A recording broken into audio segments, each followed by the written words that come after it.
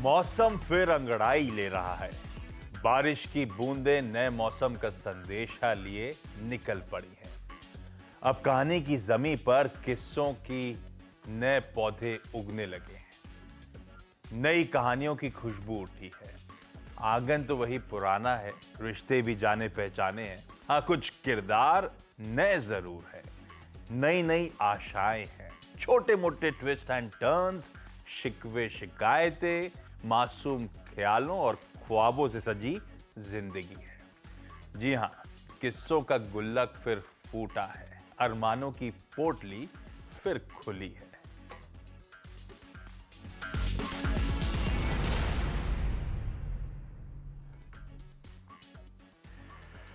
हाँ, Friday special कुछ ना कुछ तो मिल ही जाता है। जय हो हमारी एंटरटेनमेंट इंडस्ट्री की। फिर चाहे वो सिनेमा घरों में वो क्या नाम था, मुंजिया, या फिर चंदू चैंपियन हो, या आजकल तो फोकस हमारे OTT प्लेटफॉर्म्स पर, वो जमी से जुड़े बहुत बढ़िया कुछ सीरीज, चाहे वो पंचायत हो या फिर गुल्लक हो, गजब का। अच्छा, फ्रैंकली इलेक्शन वर्डिक्ट के बाद, बाजार के मोमेंटम के बाद थोड़ा सा कंफ्यूज था। पिक्स से जुड़ा कोई शो वाकई करना चाहिए या नहीं करना चाहिए इस समय। पर एक सीरीज का नाम देख के एकदम क्लियर हो चुका था। भाई, भारत जैसी इकोनॉमी और इसके बाजारों पर हमेशा बुलिश रहना चाहिए, हमेशा बेट करना चाहिए। हाँ, पोर्टफोलियो रीशफल हो सकते हैं, रीजिग हो सकते हैं, कुछ खरीद सकते हो आप, कुछ बेच सकते हो, लेकिन इन्वेस्टेड रखना अपने आप को बहुत जरूरी है। तो फिर लाइए भाई वो गुल्लक की इमेज स्क्रीन्स पे।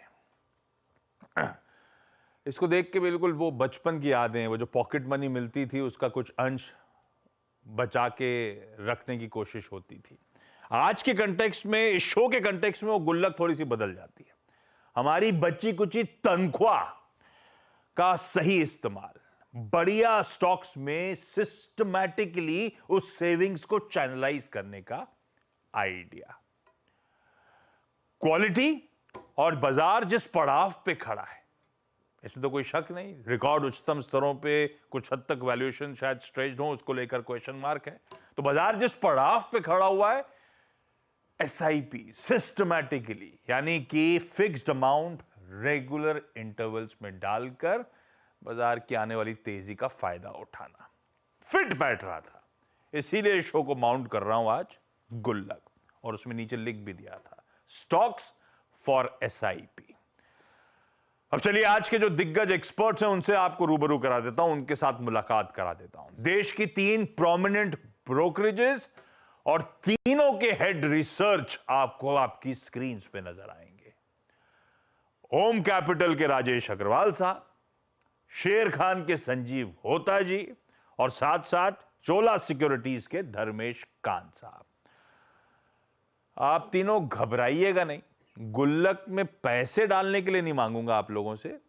गुल्लक में कुछ बढ़िया स्टॉक्स चाहिए बस, जिनकी बढ़िया क्वालिटी हो, बढ़िया पेडिग्री हो, जिस पे आप लोग बेट करने को तैयार हो। यार, वो दोनों इमेजेस हैं क्या, पंचायत और गुल्लक की? अगर हैं तो प्लीज स्क्रीन पे रखिएगा। राजेश सर, पंचायत देख डाली क्या? फुलेरा गांव हुआ है क्या? सचिव जी से, बंकारस से मुलाकात हुई नहीं हुई आपकी? जी बिल्कुल हुई है, प्रधान जी से भी हुई है। हाँ।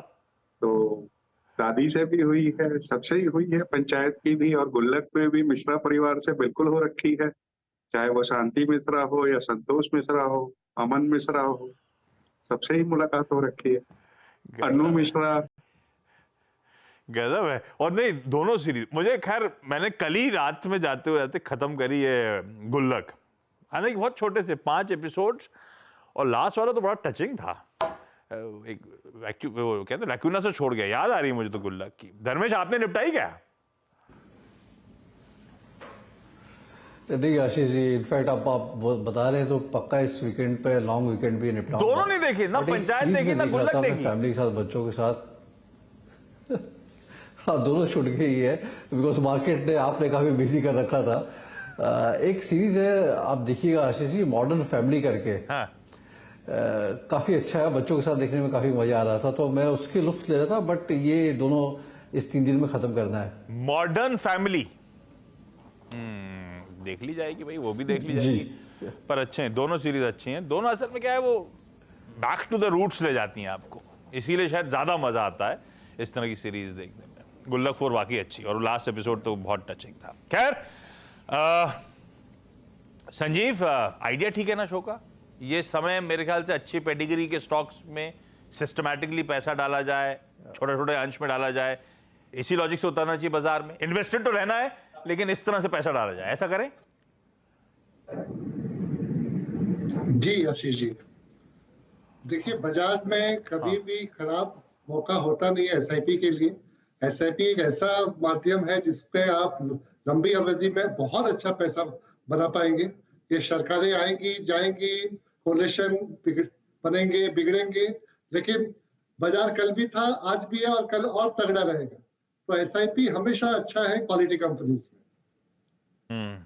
सरकारें आएंगी जाएंगी, लेकिन भाई ये वाली 5 साल टिक जाए, ज्यादा आए जाएंगी तो सारा मूड बिगड़ जाएगा। आपने को चाहिए थोड़ा सा कंटिन्यूटी भी। खैर, लेकिन वो सब चीज आप पीछे जा चुकी है, अब तो लग रहा है कंटिन्यूटी, अब तो लग रहा है क्लियर कट कि सब कुछ वैसे ही है। 2.0 जैसा ही शायद 3.0 नजर आएगा। थोड़ी सी इक्वेशन चेंज हुई है, पर स्ट्रीट का कन्विक्शन बना हुआ है। वो वर्डिक्ट डे के लोज से देखिए आप क्या मार्केट्स की चाल बनी है, क्या करे, क्या मूव बन रहे हैं। तो कन्विक्शन तो वापस बढ़ गया है भारतीय बाजारों में सबका। ऐसे में कुछ बढ़िया स्टॉक आइडियाज के साथ शुरुआत कर रहा हूं, कुछ अच्छी पेडिग्री के इन हेड रिसर्चेस द्वारा चुने हुए स्टॉक्स। और हम आपको करना क्या है, सिस्टमैटिकली हर महीने या डिफाइंड टाइम फ्रेम में थोड़ी थोड़ी खरीदारी करते चले, क्योंकि हम रिकॉर्ड उच्चतम स्तरों पर हैं। थोड़े से स्ट्रेच्ड हो सकते हैं वैल्यूएशन, हो सकता है किसी रीजन से बाजार थोड़ा सा ठंडा पड़े, ठंडा पड़ेगा भी तो उसका भी फायदा मिल जाएगा अपन को एसआईपीस के थ्रू।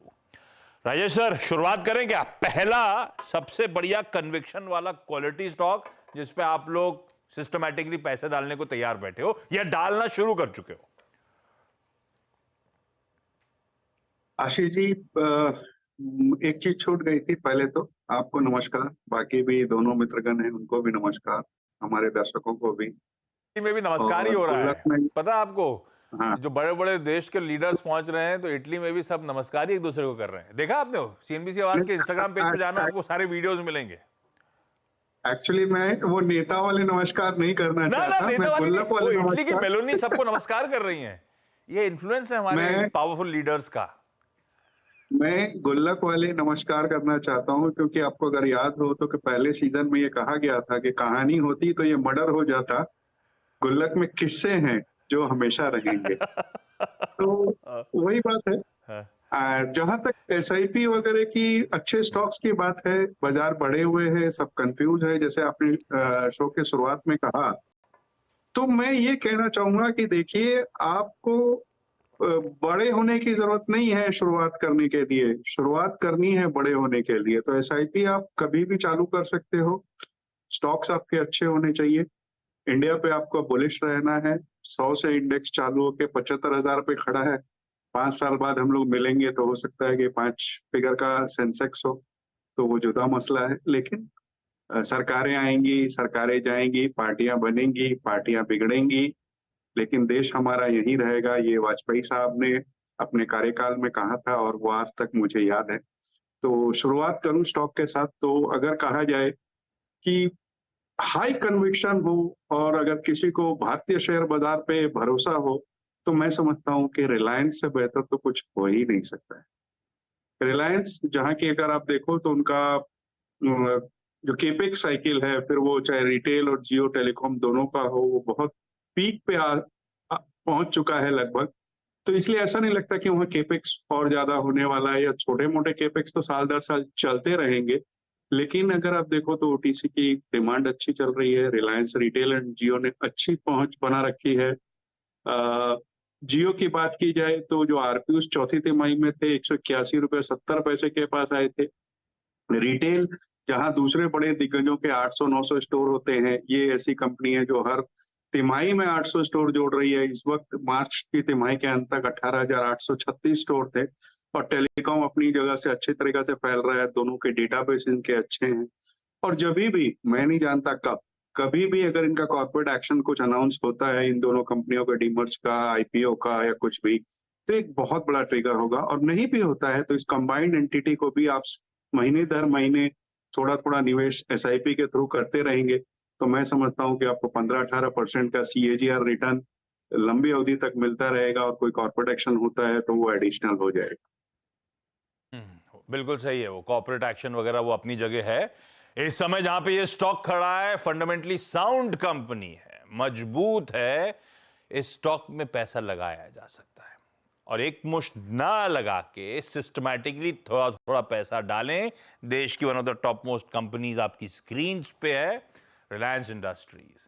अच्छी पेडिग्री हो ना तो हो सकता है आपको थोड़े दिन रुलाए, पेशेंस टेस्ट करे, लेकिन ले दे के कमा के देती है। रिलायंस वो स्टॉक है जो एक दशक तक कुछ नहीं करा था, दायरे में कंसोलिडेट करा था। मेरे ख्याल से वो मोटा मोटी 2000 से 2010 का वो पीरियड, और उसके बाद जब चला तो एक मल्टी बैगर बन के सामने खड़ा हो गया। तो कन्विक्शन रखिए। लेकिन खैर, रिलायंस की सबसे पहले ही चर्चा हो गई गुल्लक में, एसआईपी स्टॉक्स में, तो इस चैनल का, सीएनबीसी आवाज का स्वामित्व और प्रबंधन इसी कंपनी के पास है। तो इस चैनल पे तो आपने सुन ही लिया। पैसा वैसा लगाने का मन बना रहे हो तो किसी इंडिपेंडेंट फाइनेंशियल एडवाइजर से भी प्लीज कंसल्ट करिएगा। पहला गुल्लक का स्टॉक आ गया अपने पास, रिलायंस इंडस्ट्रीज। धर्मेश, आपके रडार पे कौन सा सबसे बढ़िया एसआईपी स्टॉक, पहला कौन सा? बिल्कुल आशीष जी, मतलब आपके इसी कॉन्सेप्ट को देखते हुए हम लोगों ने 2-3 दिन के बाद जब इलेक्शन की वर्डिक्ट आ गई थी, एक थीमेटिक बास्केट लॉन्च किया था 10 स्टॉक प्रोडक्ट, जो कि इस बजट से नेक्स्ट बजट के लिए था। बट फंडामेंटल अंडरलाइंग ये था कि एसआईपी करना है। वहां पे मुझे लगता है सबसे बेहतरीन पिक है life insurance corporation of India. हालांकि ये काफी समय से चल नहीं रहा था, अब आज इसमें थोड़ा ट्रैक्शन देखने को मिला है। ये सबसे बड़ी इंश्योरेंस कंपनी है लाइफ इंश्योरेंस के सेगमेंट में। देश में अराउंड 58% इसका मार्केट शेयर है। किसी भी नियरेस्ट कॉम्पिटिटर से कंपेयर करें तो 10 गुना बड़ा है। 60% से प्लस इसका आरओई आरओसीई है और 15 के पी मल्टीपल पर मिल रहा है। जहां की प्राइवेट सेक्टर से अगर इसको आप कंपेयर करो तो किसी का 75%, 70, 80, 100 के आस के पी मल्टीपल पर चल रहे हैं। और ग्रोथ देखिए प्रॉफिटेबिलिटी की तो सबके बराबर प्रॉफिटेबिलिटी ग्रोथ है। तो मेरा यह मानना है कि आने वाले समय में एक काफी डीप वैल्यू है, मार्जिन ऑफ सेफ्टी काफी हाई है इसमें, और फाइनली ये भी प्राइवेट सेक्टर प्लेस की तरह रीरेट होगा, जिससे जब इनके टेक्नोलॉजिकल अपग्रेड्स जो चल रहे हैं कंपनी के अंदर वो पूरी तरह से कार्यरत हो जाएंगे।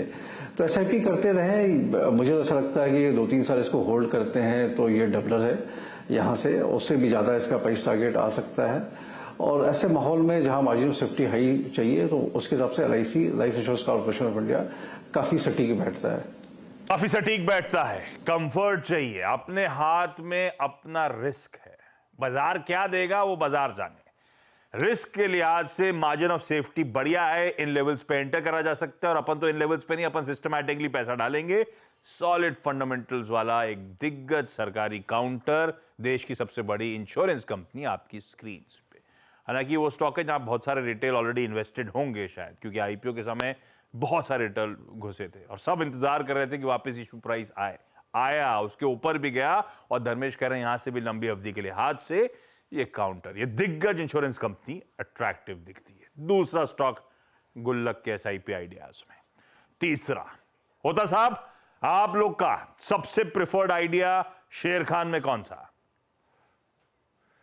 जी आशीष जी, जो प्रिफर्ड आइडिया है एसआईपी के लिए वो है रियल एस्टेट सेक्टर से डीएलएफ।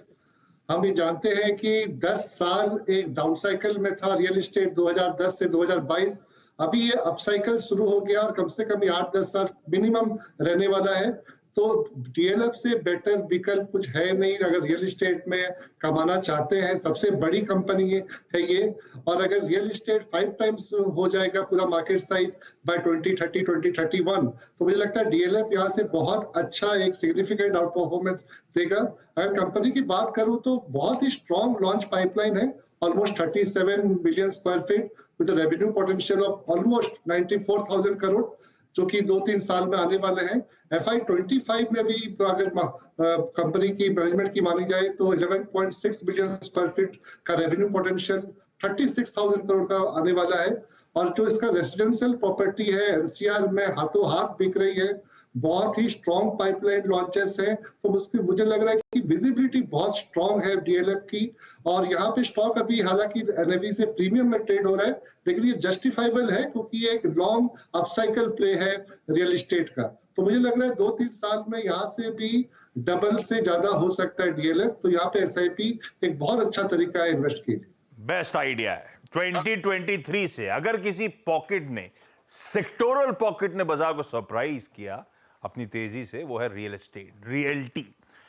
DLF, ये बात सच है, रियल एस्टेट और खासतौर पे NCR हॉट केक्स की तरह वो प्रोजेक्ट सब बिकते चले जा रहे हैं। लॉन्च होते नहीं हाथों हाथ बिक जाते हैं। एक ही इशू था सबके जहन में कि भाई रियल एस्टेट तो अच्छा दिखा रहा है, क्योंकि स्टॉक्स फ्यूचर को डिस्काउंट कर लेते हैं तो और तेजी आएगी नहीं आएगी, होता सब कॉन्फिडेंट है। SIP करिए, आने वाले समय में स्टॉक यहां से भी बहुत तगड़े रिटर्न्स दे सकता है। शायद 3 साल के टाइम होराइजन में डबल होने का दमखम रखता है आज की डेट से। SIP में तो शायद आपको और भी बेहतर भाव मिलते चले जाएंगे स्टॉक पे। 3 आ गए, फिर से एक राउंड। राजेश सर, अगला स्टॉक रिलायंस पहला था आपका, दूसरा कौन सा?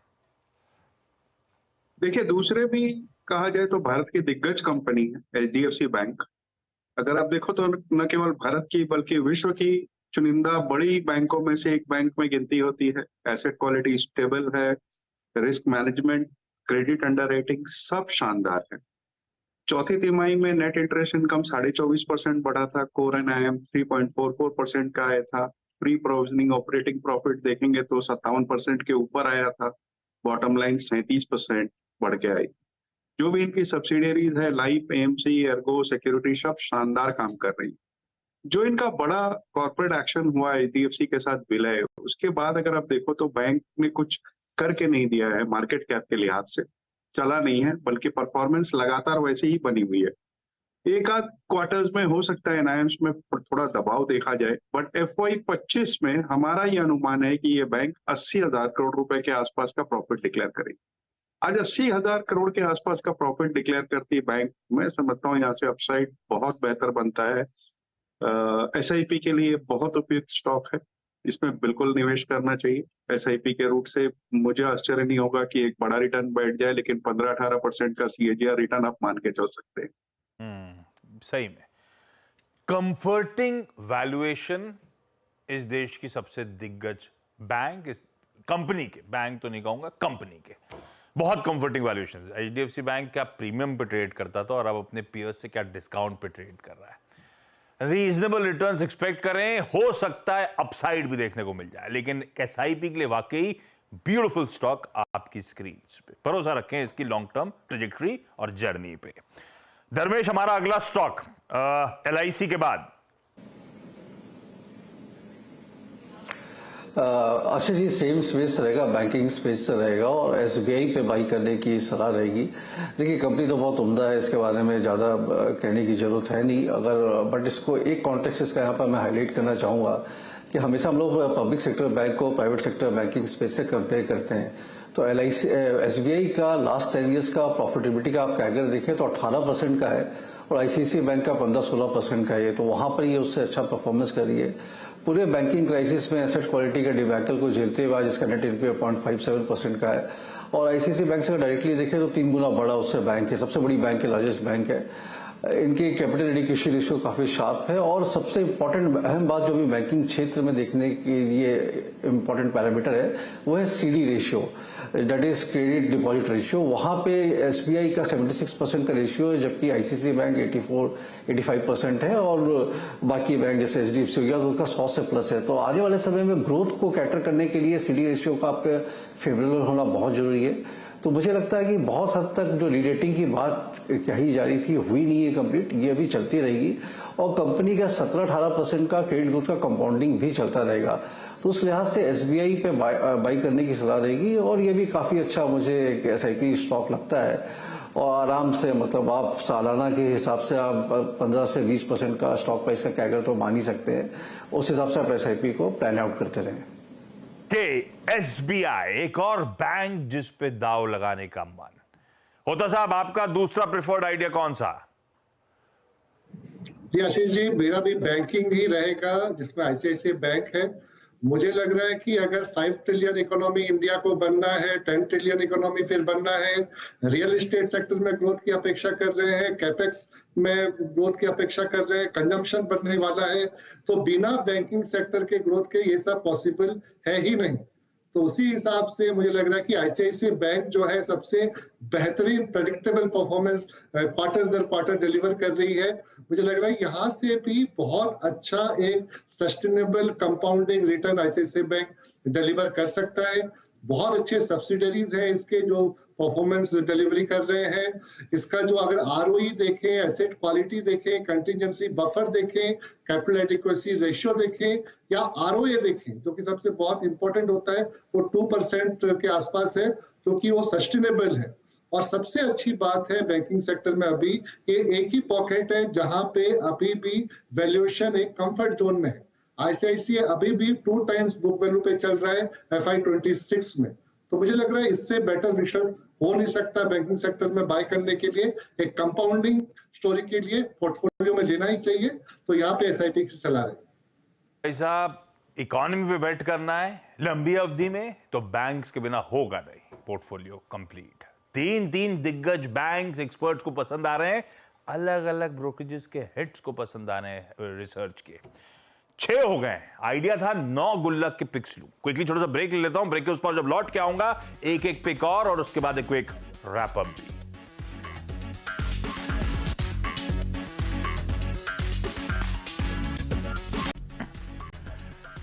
ब्रेक के बाद एक बार फिर से आपका स्वागत है हमारे स्पेशल प्रोग्रामिंग में, जिसमें हम लोग ढूंढ रहे हैं कुछ बेहतरीन पेडिग्री के, अच्छी क्वालिटी के स्टॉक्स जिन पे आप और हम कर सकते हैं एसआईपीज की शुरुआत। जिस पड़ाव पे खड़ा है बाजार उसको देखते हुए 6 स्टॉक्स डिस्कस हो गए। आगे रैप अप लेकर आऊंगा, लेकिन क्विकली एक एक स्टॉक इन एक्सपर्ट से और जान लिया जाए।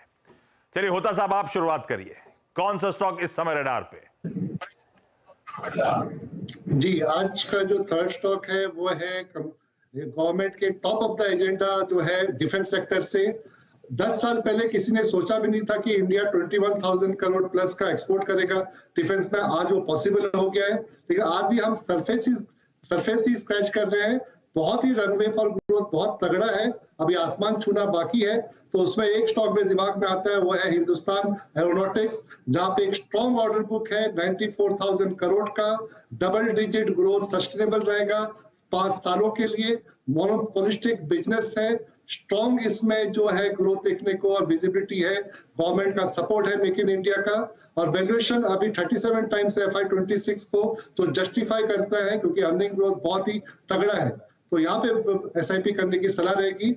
यहाँ से भी स्टॉक 2-3 सालों में डबल हो सकता है। अभी तो टेक ऑफ करा है, आसमान छूना बाकी है। पसंद आ रहा है हिंदुस्तान एरोनॉटिक्स। धर्मेश, आपका अगला SIP pick? Ashish ji, railway infra से रहेगा। आरवीएनएल पर बाई करने की सलाह रहेगी एसआईपी के लिए। मुझे लगता है कि रेलवे में जितना भी ओवरऑल स्ट्रक्चर और जिस तरीके से स्पेंडिंग चालू की थी गवर्नमेंट की, कंटिन्यू रहेगी। वैष्णव जी काफी स्ट्रांग पेडिग्री के इंसान है और मुझे लगता है कि वहां पर कोई कटौती होगी नहीं। ऑलरेडी पिछले 5 साल में 40,000 करोड़ से 2,55,000 करोड़ का रेलवे बजट हो गया। 3 लाख करोड़ की आशा इस बजट में ये हो जाना चाहिए। और इनका जो ऑर्डर बुक है 85,000 करोड़ का था, मैनेजमेंट का खुद का कहना है कि लाख करोड़ के आसपास जाएंगे। तो कंसिस्टेंट कंपाउंडर है ये, इसमें इन्वेस्ट करते रहें और थोड़े समय तक और बने रहें 3-4 साल के लिए, तो काफी अच्छे रिटर्न्स बनेंगे। आरवीएनएल, रेल विकास निगम लिमिटेड, रखिए रडार पे। बढ़िया कंसिस्टेंट कंपाउंडर आपकी स्क्रीन पे दिखाइए भाई राजेश सर को स्क्रीन पे। लास्ट गुल्लक में डालने वाला स्टॉक राजेश सर आपकी तरफ से कौन सा? आशीष जी, आपकी कमेंट्री में था कहानी की जमीन पे किस्सों की नई पौध। तो अब नई पौध में तो मैं जियो फाइनेंशियल को ही रखूंगा। नई आती कंपनी जिसके पास डेटाबेस ह्यूज है, फिर वो चाहे टेलीकॉम का हो चाहे रिटेल का हो। तीसरी सबसे बड़ी फाइनेंशियल सर्विस कंपनी, कुछ नए स्ट्रेटेजिक इन्वेस्टर आएंगे तो वैल्यू अनलॉकिंग होती हुई नजर आएगी। 6%, 6.1% रिलायंस का स्टेक है इसमें। जनरल लाइफ में जा रही है, बड़े नाम जैसे कि कामत साहब, हितेश शेटिया साहब, चरणजीत सिंह अत्रा साहब जुड़े हुए हैं, ब्लैक रॉक के साथ टाई अप हुआ है, सारी कुछ अच्छी है।